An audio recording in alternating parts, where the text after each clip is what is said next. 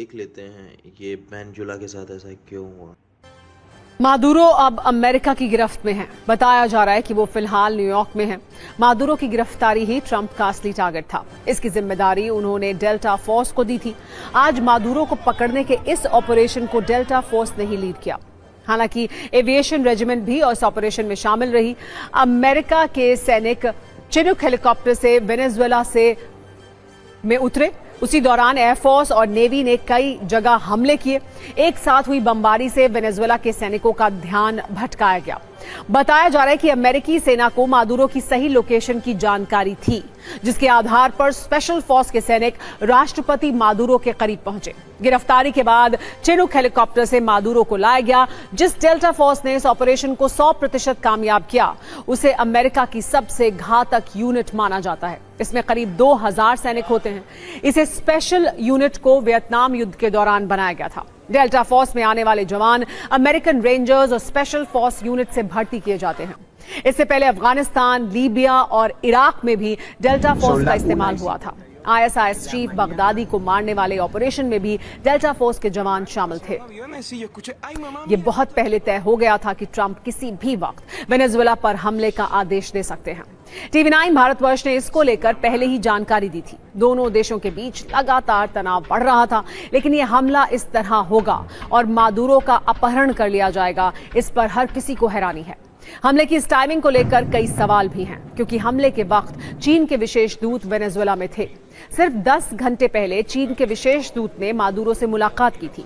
Maduro चीन के विशेष दूत के साथ घूमते दिखाई दिए थे। कहा जा रहा है कि चीन से मादुरो की इसी दोस्ती ने ट्रंप को गुस्सा दिला दिया। इस वीडियो को देखकर ट्रंप नाराज हो गए और हमले का फाइनल ऑर्डर भी दे दिया। इसके लिए ट्रंप ने ड्रग तस्करी का बहाना बनाया। मादुरो को ड्रग तस्करी का जिम्मेदार बताया, जबकि सच ये है कि अमेरिका ड्रग की सबसे ज्यादा सप्लाई कोलंबिया से होती है। दरअसल ड्रग तस्करी के बहाने ट्रंप वेनेजुएला में सत्ता परिवर्तन चाहते थे। ट्रंप का प्लान साफ है कि लोकतंत्र बहाली के नाम को लेकर अपने पसंद के नेता को राष्ट्रपति बनाया जा सके। इसके पीछे का असली खेल वेनेजुएला के तेल भंडार से जुड़ा है। ट्रंप की नजर वेनेजुएला के ऑयल रिजर्व पर है। इसी तेल के चक्कर में ट्रंप वेनेजुएला की चीन और रूस से दोस्ती बर्दाश्त नहीं कर पा रहे हैं, क्योंकि चीन ने वेनेजुएला को $150 अरब से ज्यादा का कर्ज दिया है और सबसे ज्यादा तेल भी इससे खरीदा है।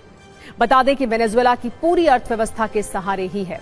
रोज करीब 9 लाख बैरल तेल निर्यात होता है। यहाँ करीब 303 अरब बैरल तेल का भंडार है, जिनमें दुर्लभ किस्म का एक्स्ट्रा हैवी क्रूड ऑयल भी शामिल है। अमेरिका में इसकी काफी डिमांड है, लेकिन इसका सबसे बड़ा खरीदार चीन बना हुआ है। बस इसी बात से ट्रंप परेशान थे। पिछले 4 महीनों से अमेरिका ने वेनेजुएला को घेरा हुआ था। युद्धपोत से लेकर लड़ाकू विमानों तक की तैनाती थी। वो किसी भी कीमत पर मादुरो को सबक सिखाना चाहते थे। कल तक जो ट्रंप खुद को मिस्टर सीज फायर कहते थे, युद्ध रुकवाने का एक्सपर्ट बताते थे, आज उन्हीं के सौजन्य से साल 2026 शुरू होते ही एक नए युद्ध की शुरुआत हो गई है। ट्रंप लगातार ये दावा कर रहे थे कि वो अब तक 8 युद्ध रुकवा चुके हैं, लेकिन सच्चाई है कि ट्रंप की वजह से युद्ध की आग भड़क रही है, फिर चाहे बात वेनेजुएला की हो या फिर रूस यूक्रेन की।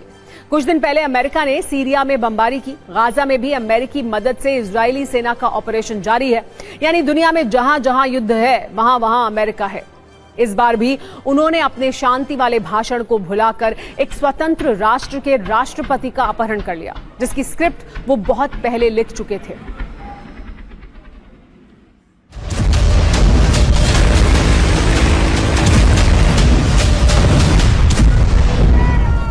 अमेरिका के खिलाफ इस लड़ाई में चीन, रूस और ईरान जैसे देश वेनेजुएला के साथ हैं। इन देशों की तरफ से अमेरिकी ऑपरेशन का विरोध किया गया है। अब वेनेजुएला वैश्विक कूटनीति के संघर्ष का नया केंद्र बनने जा रहा है। ट्रंप वहां अपनी पसंद की सत्ता चाहते हैं। कहा यह जा रहा है कि अब ट्रंप वेनेजुएला की कुर्सी मारिया कोरिना मचाडो को सौंप सकते हैं, जो फिलहाल विपक्ष की सबसे लोकप्रिय नेता हैं। मारिया मचाडो को वर्ष 2025 में नोबेल शांति पुरस्कार मिला था। वो अमेरिका की विश्वसनीय मानी जाती हैं। इस हमले के बाद भी मारिया ने ट्रंप को धन्यवाद कहा है।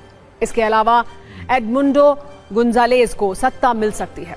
अमेरिका उन्हें पिछले चुनावों का असली विजेता मानता है। इस आधार पर उन्हें भी राष्ट्रपति बनाया जा सकता है।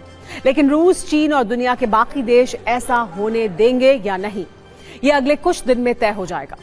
आज आपको ये भी जानना चाहिए कि वेनेजुएला के जिस राष्ट्रपति को सत्ता से हटाने के लिए ट्रंप ने आर्मी भेजी, घातक हथियार भेजे, वो कौन हैं और ट्रंप के टारगेट पर क्यों हैं।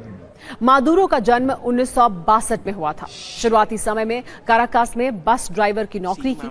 नौकरी के दौरान ट्रेड यूनियन के नेता बने। वेनेजुएला के पूर्व राष्ट्रपति ह्यूगो शावेज के करीबी थे। शावेज की सरकार में विदेश मंत्री बने। वेनेजुएला के उपराष्ट्रपति भी रहे। वर्ष 2013 में वेनेजुएला के राष्ट्रपति बने। खुद को समाजवादी विचारधारा का नेता कहते हैं। अमेरिका को शुरू से ही कट्टर दुश्मन मानते हैं। ट्रंप से मादुरो की विशेष दुश्मनी रही है।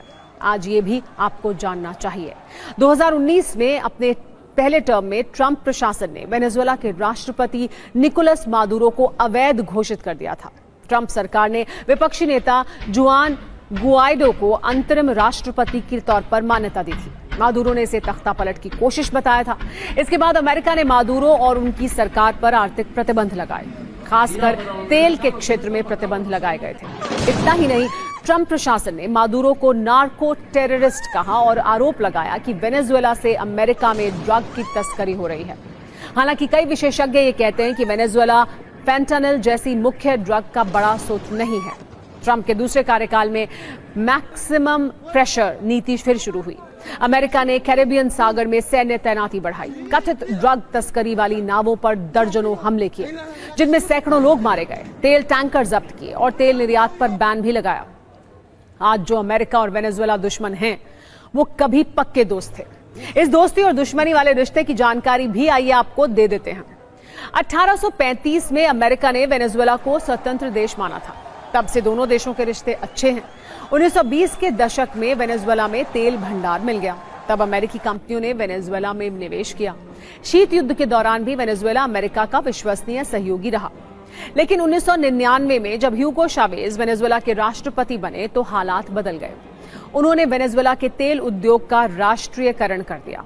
ह्यूगो शावेज अमेरिका को साम्राज्यवाद का शैतान कहते थे। 2002 में शावेज के तख्तापलट की कोशिश हुई। इसका आरोप उन्होंने अमेरिका पर लगाया, जिसके बाद से वेनेजुएला अमेरिका के संबंध बिगड़ते चले गए। शावेज के बाद उनके करीबी मादुरो राष्ट्रपति बने।